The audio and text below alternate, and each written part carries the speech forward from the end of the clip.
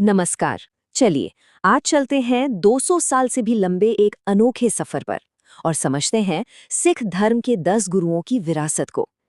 ये एक ऐसी कहानी है जो सेवा, साहस और एक ही दिव्य ज्योति के इर्द गिर्द घूमती है। सोचिए, एक ही दिव्य ज्योति, एक ही रूह, जो 239 सालों तक 10 अलग-अलग गुरुओं के रूप में दुनिया को रास्ता दिखाती रही। सिख धर्म की नींव इसी अनोखे विचार पर रखी गई है। तो आखिर ये सिलसिला शुरू कैसे हुआ?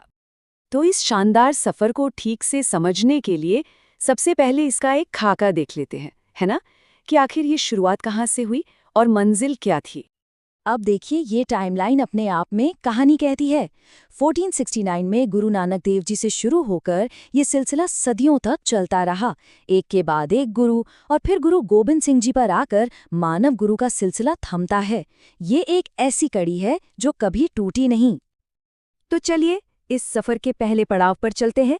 यहाँ हम देखेंगे कि पहले 4 गुरुओं ने कैसे सिख धर्म की बुनियाद रखी, और सिर्फ बुनियाद ही नहीं बल्कि एक मजबूत समुदाय भी खड़ा किया।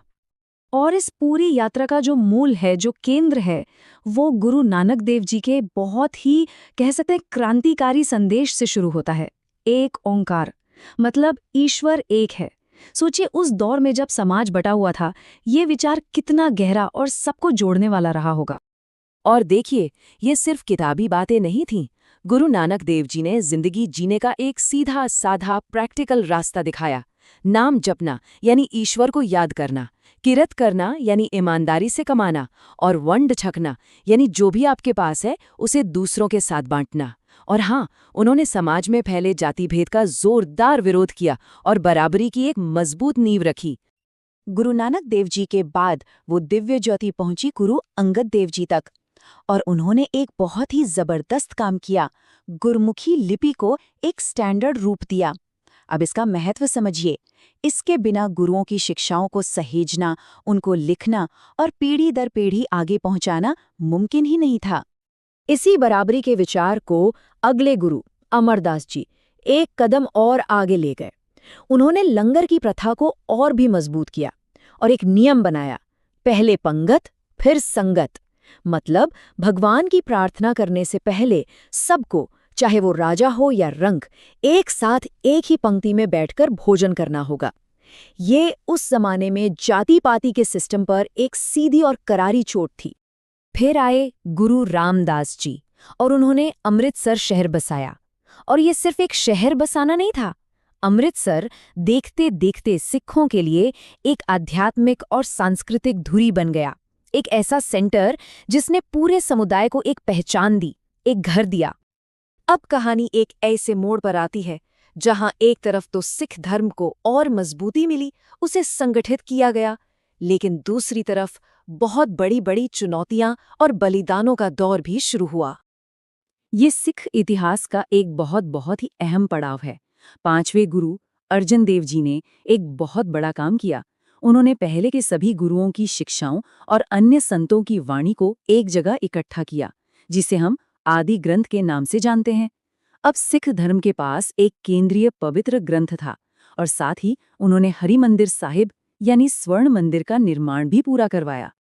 लेकिन सिख धर्म का बढ़ता हुआ प्रभाव उस वक्त के मुगल शासकों की आंखों में खटकने लगा, और इसी टकराव का नतीजा ये हुआ कि गुरु अर्जन देव जी को अपने उसूलों पर टिके रहने की कीमत अपनी जान देकर चुकानी पड़ी। वो सिख धर्म के पहले शहीद गुरु कहलाए। अपने पिता की शहादत के बाद 6ठे गुरु हरगोबिंद साहिब जी एक नई सोच लेकर आए, मीरी और पीरी की। पीरी यानी रूहानी ताकत, आध्यात्म की शक्ति, और मीरी यानी दुनियावी ताकत, राजसी शक्ति। संदेश एकदम साफ था कि अब संत होने के साथ साथ सिपाही बनना भी जरूरी है। आध्यात्मिकता के साथ अपनी और मजलूमों की रक्षा करना भी धर्म का हिस्सा है। और सेवा और करुणा का ये जज्बा अगले गुरुओं में भी कायम रहा। गुरु हर राय जी ने हमें सिखाया कि सिर्फ इंसानों से नहीं बल्कि प्रकृति और हर जीव जंतु से प्रेम करना चाहिए। और फिर बाल गुरु गुरु हर कृष्ण जी, उन्होंने दिल्ली में जब महामारी फैली तो अपनी जान की परवाह किए बिना बीमारों की सेवा की। इसके बाद आते हैं 9वें गुरु तेग बहादुर जी, जिन्हें हिंद दी चादर भी कहा जाता है। उन्होंने एक ऐसा बलिदान दिया जो पूरी इंसानियत के लिए था। उन्होंने सिर्फ अपने धर्म के लिए नहीं, बल्कि कश्मीरी पंडितों के धार्मिक अधिकारों की रक्षा के लिए अपनी जान कुर्बान कर दी। उन्होंने ये साबित कर दिया कि हर किसी को अपना धर्म मानने की आज़ादी होनी चाहिए।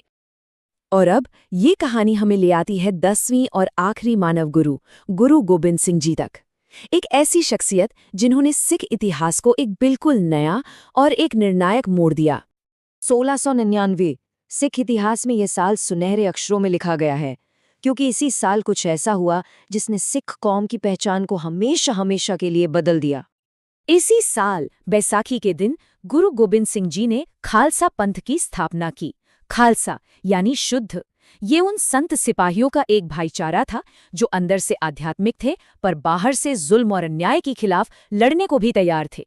उनका मकसद था धर्म और बेगुनाहों की हिफाजत करना। और फिर गुरु गोबिंद सिंह जी ने एक ऐसा ऐतिहासिक फैसला लिया जिसने सब कुछ बदल दिया। उन्होंने ऐलान किया कि उनके बाद कोई भी देहधारी यानी मानव गुरु नहीं होगा। उन्होंने पवित्र आदि ग्रंथ को ही गुरु ग्रंथ साहिब का दर्जा दिया और कहा कि आज से यही सिखों के शाश्वत यानी इटर्नल गुरु हैं। तो इस पूरे सफर का निचोड़ क्या है? इसका सार क्या है? वो है मानवता, सेवा, समानता और साहस। 10 गुरुओं ने हमें ये 4 स्तंभ दिए हैं, एक ऐसी विरासत जो आज भी उतनी ही मजबूत है। ये वही एक ज्योति है जो अलग अलग रूपों में जली और आज भी हमें राह दिखा रही है। और ये सिर्फ इतिहास की किताबों में दर्ज कहानी नहीं है, बिल्कुल नहीं। ये एक जीती जागती विरासत है जो आज भी दुनिया भर में करोड़ों लोगों के लिए प्रेरणा का स्रोत है, उनके जीने का एक तरीका है। तो आखिर में एक सवाल हमारे सामने खड़ा होता है। आज की इस भागदौड़ भरी कॉम्प्लेक्स दुनिया में गुरुओं की सिखाई हुई बातें, सेवा, हिम्मत और बराबरी हमारे लिए क्या मायने रखती हैं? ये एक ऐसा सवाल है जिसका जवाब हम सबको अपने अंदर खोजना होगा। शेयर करें, सब्सक्राइब करें, इससे हमको मोटिवेशन मिलती है। वाहेगुरु जी का खालसा, वाहेगुरु जी की फतेह।